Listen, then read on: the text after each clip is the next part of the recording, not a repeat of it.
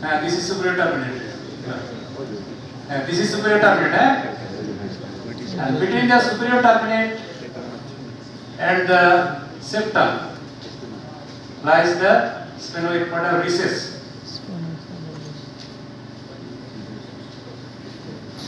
What is the important structure in the sphenoequator recess?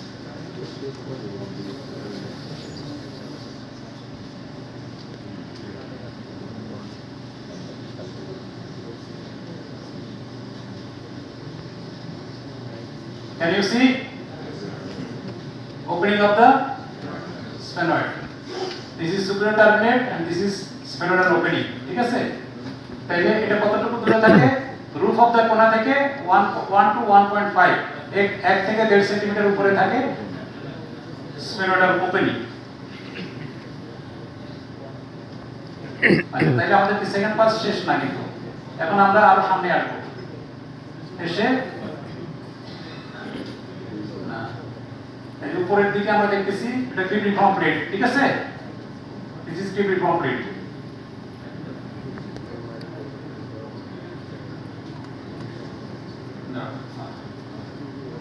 উপরে আমরা দেখতেছি দিস ইজ কিউবিফর্ম প্লেট, ঠিক আছে? ওয়াইড আছো? ওয়াইদুজ্জামান अराउंड তোমার 60-70 সিএসএ প্রাইমারি করে ফেলছো। আমার তো অ্যাপ্রক্সিমেটলি 400 হয়ে গেছে। তো তুমি তো জানো what is the commonest site of CSF leakage আমরা পাচ্ছি। ওই পদ্ধতি কি আছে এটা ইম্পর্টেন্ট না, তোমার কি কোন সার্জনের কাছে যখনই সিএসএফ প্রাইমারিয়া যায় সঙ্গে সঙ্গে একটা ইনভেস্টিগেশন অ্যাডভাইস করে, সেটা হলো CT cisternography. CT cisternography is not the first kind of investigation. এটা internationally accepted. This is not the first kind of investigation কারণ this is not without any complications. So প্রথম হলো CT scan, high resolution CT scan with bone window, axial coronal and sagittal. This is the first investigation. আমি মনে করি ওই আমার সাথে একমত হবে। More than 99% cases এ আমরা we can diagnose the site of leakage. কি হয় ঠিক কি না?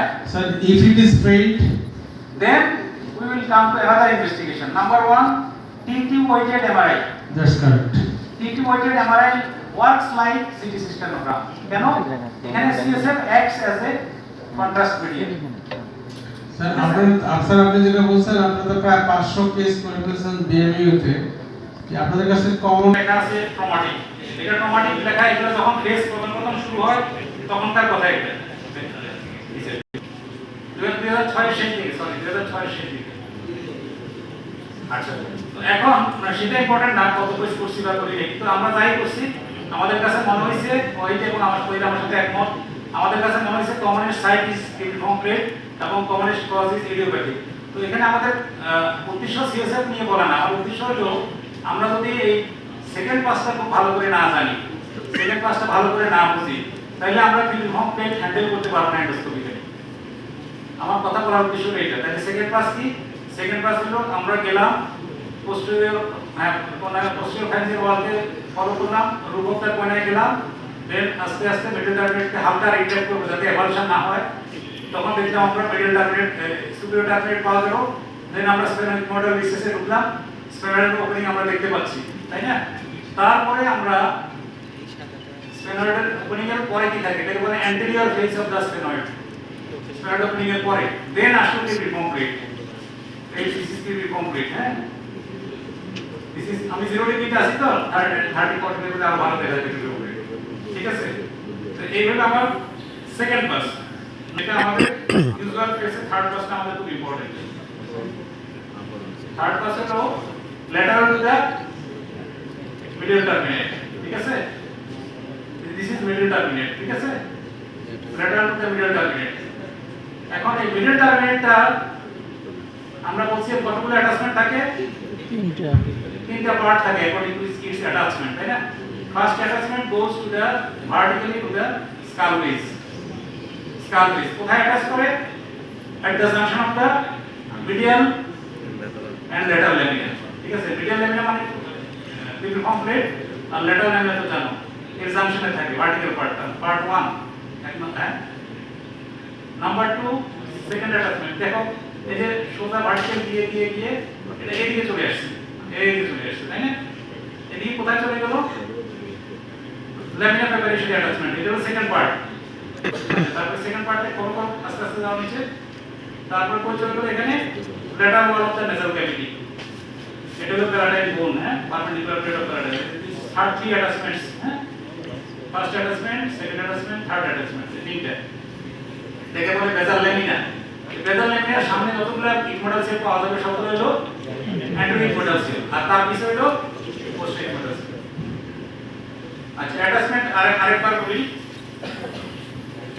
Attachment, it goes vertically to the base of the skull. Okay.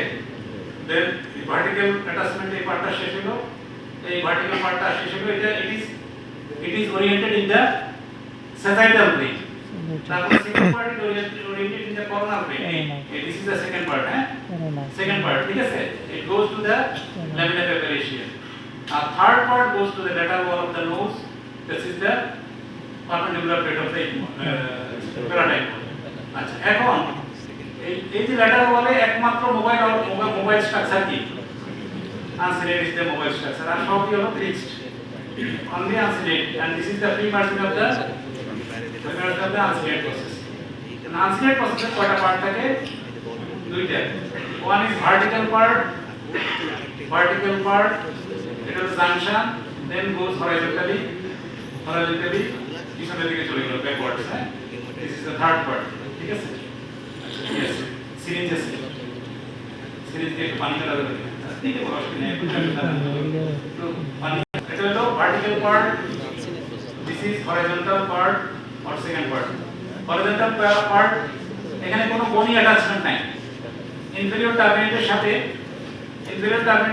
membranous attachment আছে, mucosa দিয়ে attached,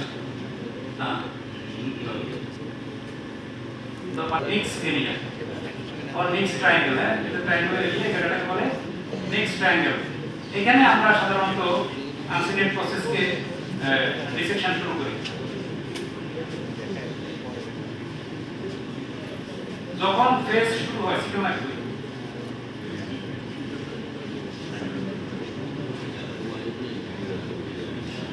হ্যালো, yes sir, হ্যাঁ, at the beginning of the phase, asectomy was used to do by sickle knife, তাই না? এই যে sickle knife, আচ্ছা, এই sickle knife দিয়ে উপর থেকে ইনসিশন দিয়ে একদম দিয়ে হরাইজন্টাল পার্টে দিয়ে ইনসিশন দিয়ে পুরোটাকে মিউকাস সেপারেট করে দেন আসেক্টমি করা হতো, তাই না? এখন কি করা হয়? এখন এই শার্প ইনস্ট্রুমেন্ট ইউজ করা হয় না, কেন? না,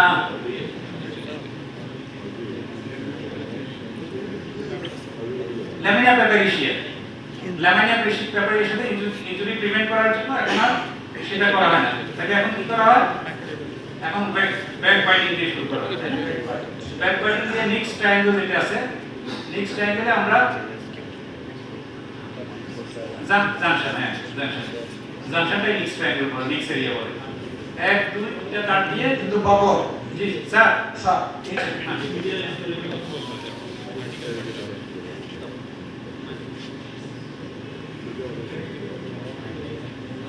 this is the only mobile organ in the lateral wall of the nose, mobile structure, absolutely fixed. This is the free end. মানে এখানে লোকাল দেওয়ার কোনো প্রয়োজন আছে? স্যার এটা তো ফ্রেশ বডি স্যার, না, এটা অন্য সময় বলার জন্য। Local anaesthesia sir, general anaesthesia দেওয়ার পরেও আমরা সাধারণত স্যার যেটা করি লিগনোকেইন এর সাথে বিষয় যেটা দিই এটা ডিকনজেশনের জন্য স্যার, ডিকনজেশনের জন্য, not for pain, because patient is under general anaesthesia. Inferior টার্মিনেটরকে একটু ল্যাটারালাইজ করলে প্রেসার দিয়ে ওটা কি আনসিলেট প্রসেসকে প্রবলেম হবে? না, আনসিলেট প্রসেসকে এফেক্ট করে না, কারণ এটা তো মুভস টুগেদার। ল্যাটারালাইজ করে অনেকে যদি দেখতে প্রবলেম হয়, because in case of severe যদি মানে মার্ক ডেভিয়েশন যদি থাকে, এখানে স্পেস কম পায়, তখন অনেকে যেটাকে ল্যাটারালাইজ করে নেয় স্পেস বেশি পাওয়ার জন্য। এই ল্যাটারালাইজ করে নিলে আনসিলেট প্রসেস যদি ল্যাটারালাইজ থাকে বা অ্যাটেলেক্টাসিস থাকে তাহলে স্যার কি করব? আনসিনেট প্রসেস লেটারালাইজ থাকতো আর অ্যাটমিক থাকতো যেটাই থাকতো আনসিনেট প্রসেস তো আমাদের উদ্দেশ্য হলো ইনফান্টিবুলামকে ওপেন করা, টু এক্সপোজ দ্য ইনফান্টিবুলাম। আর ইনফান্টিবুলাম কি? ইনফান্টিবুলাম হলো the area of the osteometal complex, a three-dimensional area in the osteometal complex which is covered by the uncinate process. This is called infundibular. আচ্ছা, এখন গল্প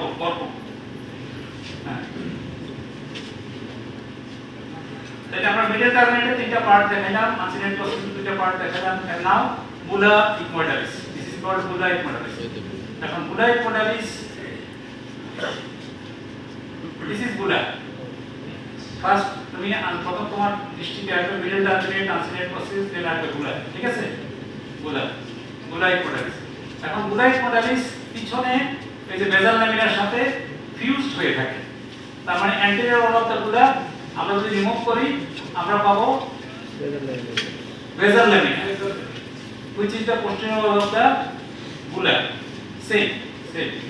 এখন কখনো আমরা বলছি ওই যে এক্সট্রাতে দেখেছি, কখনো বুলা ডাইরেক্টলি ফিউজ না থেকে পিছনে একটা রিসেস থাকে, এই যে ঢুকে গেছে, এটাকে বলে রেট্রোবুলার রিসেস। আবার উপর দিকে উঠতে স্কাল বেজের সাথে অ্যাটাচ থাকে, তাই না? স্কাল বেজের সাথে অ্যাটাচ থাকে না, রিসেস আছে না, থাকতে পারে। উপরে একদম স্কাল বেজের সাথে ফিউজ না হয় এখানে একটা রিসেস থাকতেও পারে, সেটাকে বলে সুপ্রাবুলার রিসেস। এই সুপ্রাবুলার রিসেস আর রেট্রোবুলার রিসেস মিলে একটা গ্রুপের মতো ফর্ম করে হারো। এই হারোটাকে বলে হায়াটাস সিমিলার, না এটাকে বলে হায়াটাস সুপিরিয়র। আমাদের সামনে superior lateral sinus. Lateral sinus, এই ল্যাটারাল সাইনাসটার যে ওপেনিংটা, ওপেনিং যেটা মিডল টার্মিনেট মিডল মেটাস আছে সেটাকে বলে হায়াটাস সিমিলারিস সুপিরিয়র। তাহলে ল্যাটারাল সাইনাসের ওপেনিংটাকে বলে হায়াটাস সিমিলারিস সুপিরিয়র। আর আমরা নরমালি যেটা হায়াটাস সিমিলারিস জানতে পারি বলে হায়াটাস সিমিলারিস ইনফেরিয়র। সেটা কই যেটা এই যে উদার একটা ইনফেরিয়র, এটাকে বলে হায়াটাস সিমিলারিস ইনফেরিয়রিস। এই হায়াটাস সিমিলারিস এই আরটা কি? এটা হলো বুলার ওপেনিং, বুঝছেন? এই যে ওপেনিং অফ দা বুলা, হ্যাঁ। তাইলে ইনফান্টিবুলামে কে ওপেন করে? অ্যান্টেরিয়র ইকুইমোড, এই যে বুলার ওপেনিং। উপর থেকে ফ্রন্টাল সাইনাস আসতেছে আর নিচে আছে ম্যাক্সিলারি সাইনাস।